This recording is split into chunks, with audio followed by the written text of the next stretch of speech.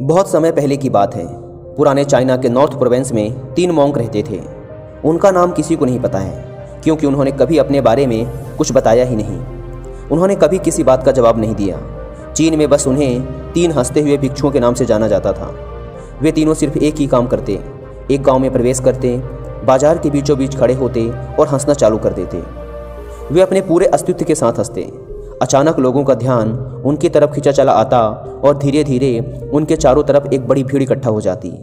वे इतनी एकाग्रता, तल्लीनता व संपूर्णता के साथ हंसते कि उनकी हंसी देखकर सारा गांव हंसने लग जाता। जब वो पूरा गांव हंसी के समुंदर में डूब जाता तो वे दूसरे गांव चले जाते। वे ना तो कुछ बोलते थे, ना ही कुछ उपदेश देते और ना ही कुछ शिक्षा। वे जहाँ भी जाते अपनी हंसी से ऐसा माहौल बना देते कि लोग अपने सारे दुख दर्द भूलकर बस हंसने लग जाते। धीरे धीरे चाइना के लोग उन्हें बहुत प्यार करने लगे और वो पूरे चाइना में फेमस होते गए 3 लाफिंग मॉन्क के नाम से। चाइना के लोग उन्हें बहुत प्यार करते, उनका सम्मान करते। इससे पहले और उनके बाद भी कभी किसी ने इस तरह से प्रचार नहीं किया कि जीवन केवल एक हंसी होना चाहिए और कुछ नहीं। वे विशेष रूप से किसी पर नहीं हंसते थे। वे बस हंसते थे जैसे कि उन्होंने ब्रह्मांडी मजाक को समझ लिया हो, जैसे कि उन्होंने ईश्वर के मजाक को समझ लिया हो, और उन्होंने एक शब्द का उपयोग किए बिना पूरे चाइना में इतना आनंद फैलाया जितना आज से पहले किसी ने न फैलाया था। लोग उनका नाम पूछते लेकिन वे बस हंसते, तो यह उनका नाम बन गया 3 हंसते हुए भिक्षु, 3 लाफिंग मॉन्क्स। पूरे चाइना में घूम घूम कर लोगों को हंसाते हुए समय के साथ वे तीनों बूढ़े हो गए और एक रात जब वे एक गांव में ठहरे हुए थे, उन तीनों में से एक भिक्षु की मौत हो गई। पूरा गांव स्तब्ध रह गया। पूरा गांव बहुत ज़्यादा उम्मीद कर रहा था, क्योंकि उन्हें लगता था कि जब उनमें से एक की मृत्यु हो गई होगी तो बाकी जो 2 जरूर रोएंगे। यह देखने लायक होगा, क्योंकि किसी ने भी कभी इन लोगों को रोते हुए नहीं देखा था। जब सुबह हुई तो पूरा गांव इकट्ठा हुआ, लेकिन दोनों भिक्षु तीसरे की लाश के पास खड़े जोर जोर से हंस रहे थे। ऐसी हंसी जैसी उन्होंने आज से पहले कभी ना हंसी हो। गांव के कुछ बड़े बुजुर्गों ने उन्हें समझाने की कोशिश की कि यह आपका साथी था और इसकी मृत्यु पर आपको हंसना नहीं चाहिए।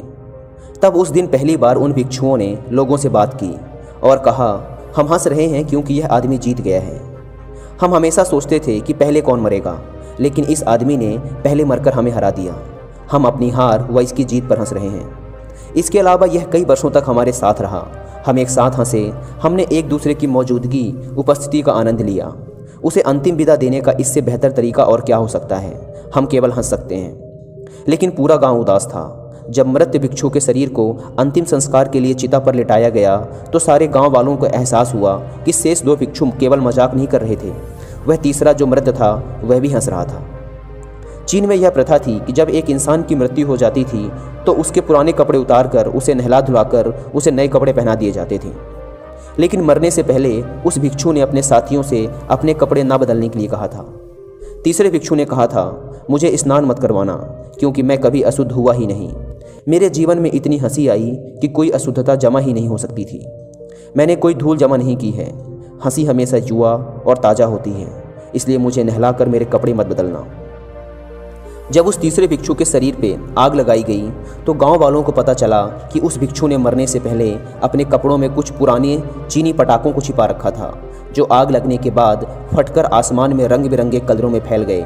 और यह देखकर एक बार पूरा गांव जोर जोर से हंसने लगा।